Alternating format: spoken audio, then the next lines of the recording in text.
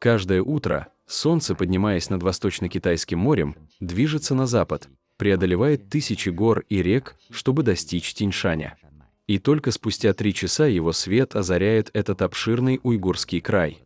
Это уйгурская автономия. Здесь проживает древний народ с богатой историей – уйгуры.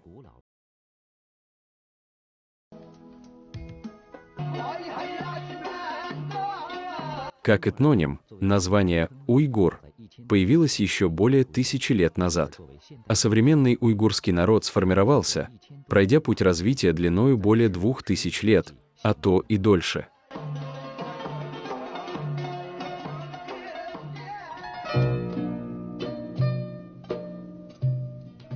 Уйгур – это самоназвание, фонетическая транскрипция, означающая единение, союз, сплочение.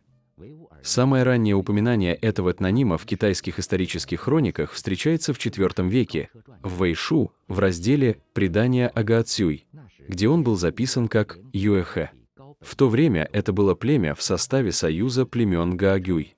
С VII века их стали называть Хуэйхэ. В 788 году название изменили на Хуэйху. В 1934 году правительство Синьцзяна официально восстановило уйгур как этноним, и это название используется по сей день. Уйгуры – это народ со сложным и древним происхождением.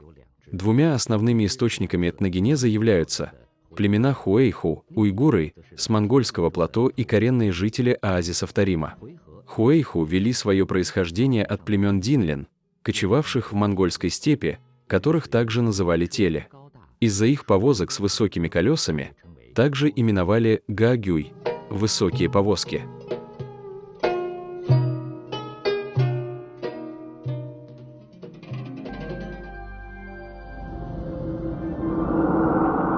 В 744 году союз племен Хуэйху-уйгуров сверг могущественный тюркский каганат и основал уйгурский каганат, ставшим гегемоном Центральной Азии.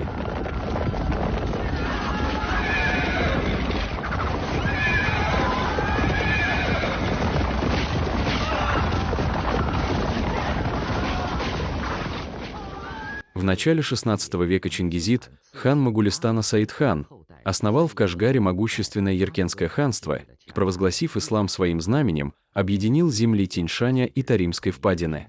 Это привело к тому, что на этой обширной территории уйгуры окончательно приняли ислам, а самоназвание народ уйгур было заменено на мусульмане по исламской традиции. Начиная с 1513 года начал формироваться современный уйгурский народ на базе ислама.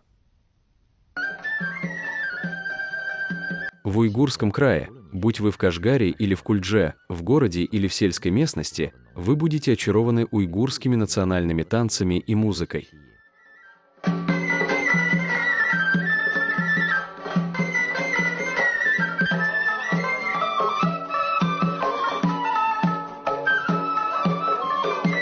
Уйгуры с древности любили собираться в чайхане или на природе, петь песни и устраивать танцы. Эта традиция называется машраб.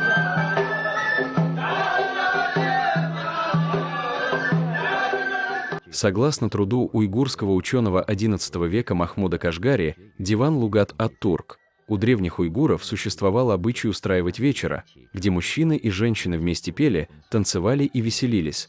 Это называлось саэрчук. Историки полагают, современный машраб – это наследие древней традиции.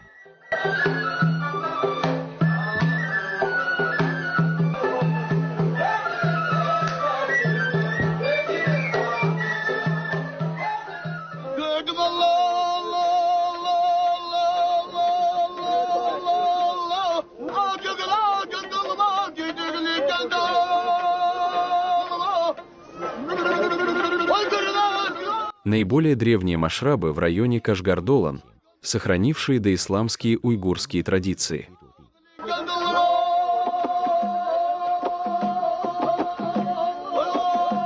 Машраб обычно начинается с долан-мукама. После сольного пения несколько человек одновременно бьют в бубны. Под зажигательный ритм люди выходят в круг. Танцевальные движения напоминают о древних танцах с бубнами тенгри.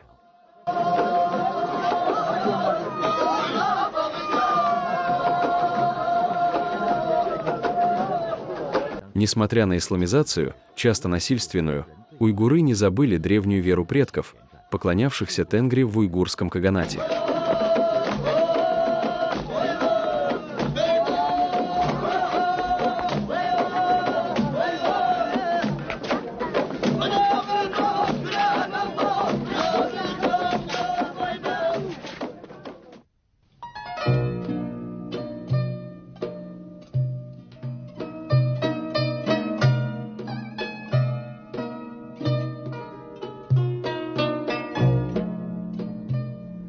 Уйгуры – первые из тюрков перешли к оседлости и имеют богатые традиции земледелия.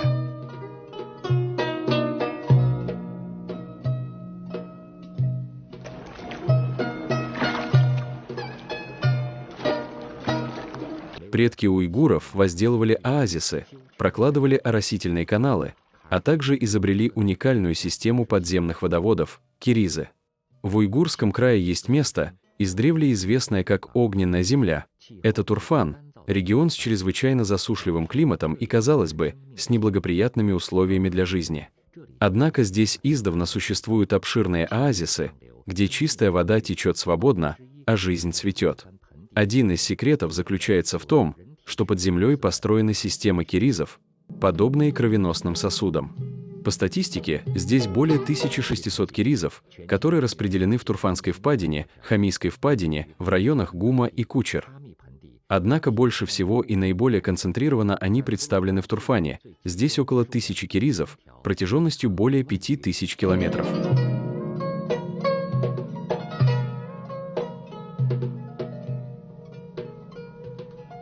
Уйгур Мурат Наджимуддин, посвятивший 25 лет охране киризов, рассказывает туристам о подземной оросительной системе Турфана, куда стекается талая вода с гор Тиньшаня.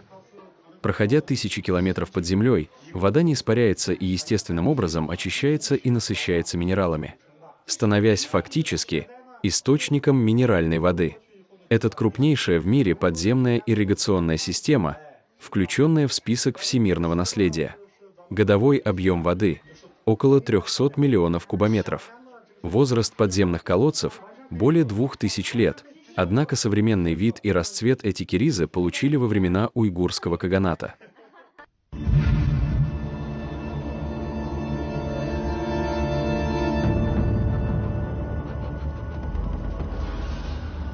В июле обжигающий ветер бьет в лицо, температура поверхности Земли достигает более 80 градусов.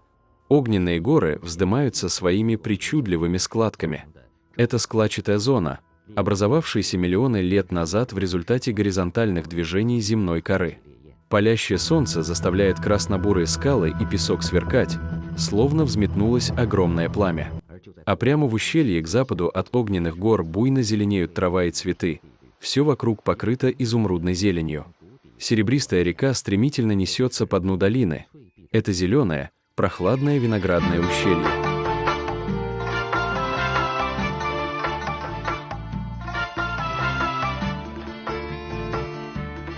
Следуя за звуками песен и танцев, проходя по глубоким тенистым аллеям, перед глазами часто предстает именно такая танцевальная сцена.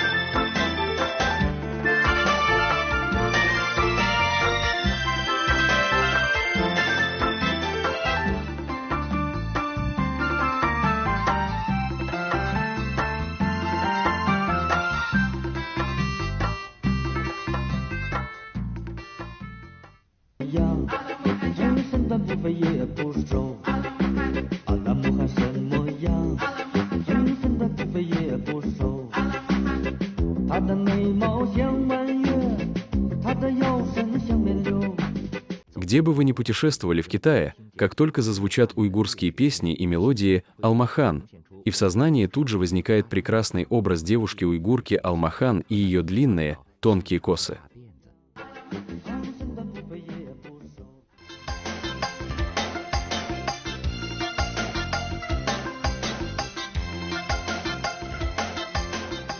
Взгляды привлекают не только эти красивые косы и прекрасное лицо, но и платья, сшитые из шелка атлас.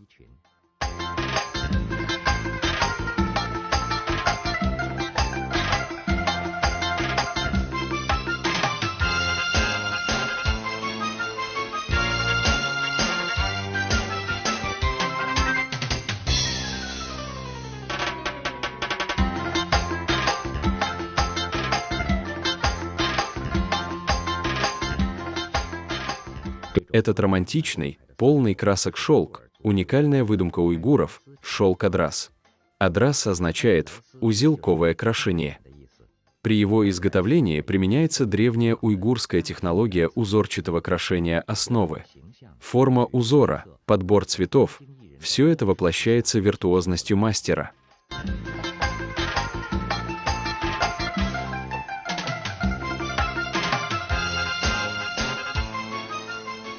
На шелковой поверхности параллельно расположены несколько полос с рисунком разной ширины. Их структура тонкая и строгая. Благодаря контрасту цветов, ткань выглядит яркой и пестрой, ослепительно красивой.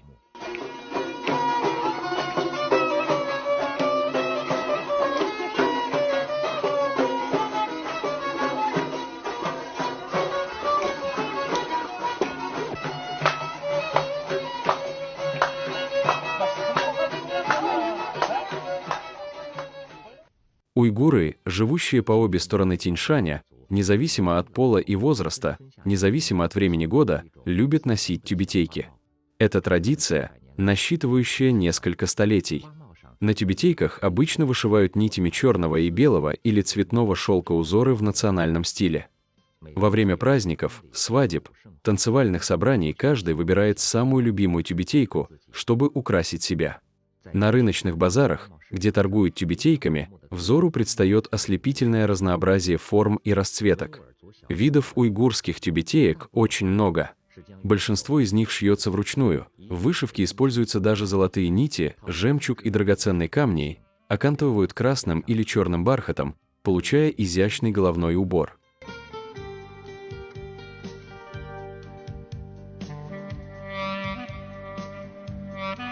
Тюбетейки из разных местностей, расположенных по обе стороны Тяньшаня, имеют ярко выраженные местные особенности. В Кашгаре производят много мужских тюбетеек, а в Хотане наиболее известны женские тюбетейки, которые считаются лучшими среди женских уйгурских тюбетеек.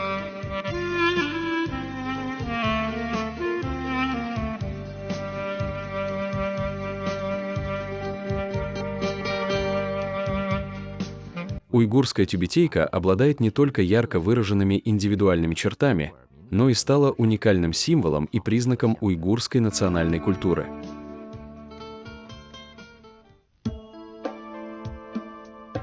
Уйгурский нефрит занимает особое место среди всех китайских нефритов, а более всего славится хотанский нефрит.